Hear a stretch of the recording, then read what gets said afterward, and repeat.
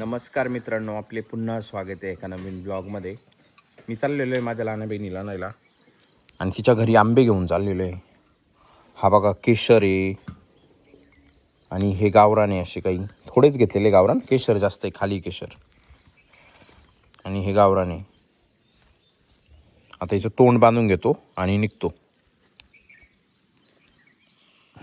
निघालेलो आहे मी माझ्या बहिणीला आणायला आणि रस्त्यामध्ये ही वीट भट्टी दिसली होती मला, जी की आता भाजायला लावलेल्या आहे विटा, आणि काही काही विटाचं असं बांधून पण ठेवलेलं आहे, म्हणजे थापून पण ठेवलेलं आहे विटा. आणि इथं भट्टी चालू आहे बघा, धूर निघतोय तिच्यामधून.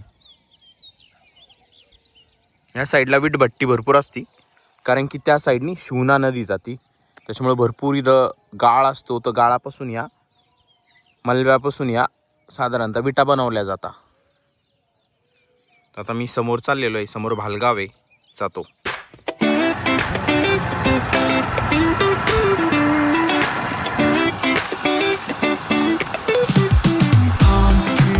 इथं बऱ्यापैकी पाऊस झालेला आहे बरं का, हे बघा काल. आणि या साईडला भरपूर आभाळ दिसत होतं, तर त्याच्यामुळे बऱ्यापैकी पाऊस झालेला आहे.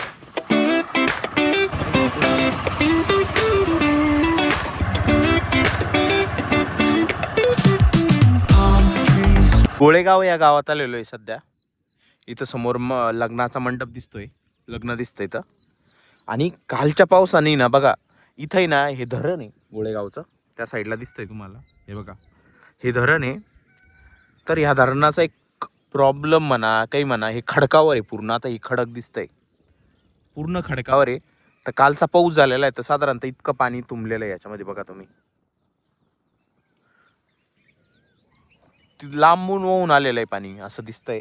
आणि समोर पण एक डबकं आहे, पण ते पहिलंच होतं, ते खाली थोडं बघू शकता तुम्ही. आणि हे थोडं उंचावर आहे. तर भरपूर बऱ्यापैकी चांगला पाऊस झालेला आहे इथं. तर आता या गोळेगावमधून आहे ना, मला जायचं आहे गवळी शिवऱ्याला, दर्शन घेतो. मी मागे एक व्लॉग बनवला होता त्याच्यावर स्पेशली, पण आज काही नाही करत आहे तसं. फक्त तुम्हाला दर्शनाला दाखवाल मी, आणि मग बहिणीची तर जाईल. चला, घेतलं मी दर्शन.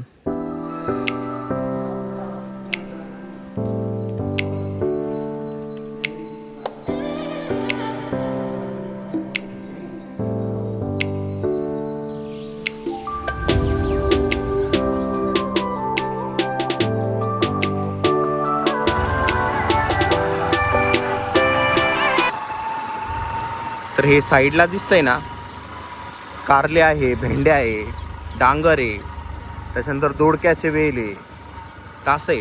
हे गाव आहे ना प्रामुख्यानं पूर्णतः भाजीपाल्यावरच डिपेंड आहे. मी खूप आधुनिक गाव आहे. याच्यामध्ये मी झुकनीचे पिकंही बघितलेले, झुकिनी पण बऱ्यापैकी लावले जाते या गावात. टोमॅटो हे पण प्रमुख पीक आहे इथं. भरपूर बऱ्यापैकी बाहेरचे व्यापारी असतात या गावामध्ये. गवळी शिवराचं दर्शन घेतलं होतं आणि समोर चाललेलो आहे आता आंबेलोळकडे किंवा खातगावकडे चाललेलो आहे. आणि तिथं जाऊन आहे ना, मी तुम्हाला एक भरपूर लांब चाळ दाखवतो, कांद्याची चाळ, जी पारंपरिक पद्धतीने बनवलेली, जुनी जशी बनवत होती तशी आहे, आणि भरपूर लांब आहे. मला मागच्या वेळेस पण दाखवायचं होतं, पण ती निघून गेल्यानंतर दिसलं. मी आता तुम्हाला प्रॉपर दाखवतो कशी ती चाळ. हळूहळू गाडी घेतो आणि दाखवतो. रस्त्याच्या गाड्याला आहे म्हणून दाखवतो ती आहे.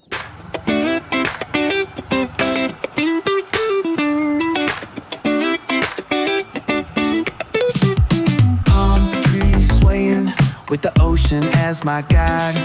Top down. अलीकडे भरपूर पाऊस झालेला दिसतो, झाडं पण तुटलेले बघा. समोर पण आहे झाडं तुटलेले, तिथे पण तुटलेले. बरं झालं, हा सोलार पडलेले बघा वाऱ्याने, उभे झालेले डायरेक्ट.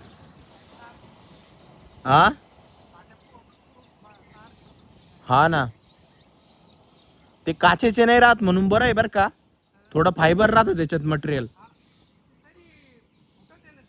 हा फुटत आहे म्हणा, पण काही नाश नाही आला ना, ते बरं झालं, गोल बिंगून गेलं.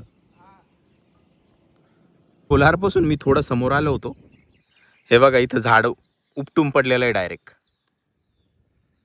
आणि भरपूर मोठं झाड आहे. हे सर्व बघून मी पोहोचलो बहिणीच्या घरी. हा आहे गोपाल, माझा भाचा. किती दिवस राहायचं मामाच्या घरी? आई संगच येणार रे, राहणार नाही कमून? नाही शाळा चालू होणार आहे का? शाळा नाही अजून नाही. हा अजून एक दिवस आहे 30 दिवस नाही 20 दिवस.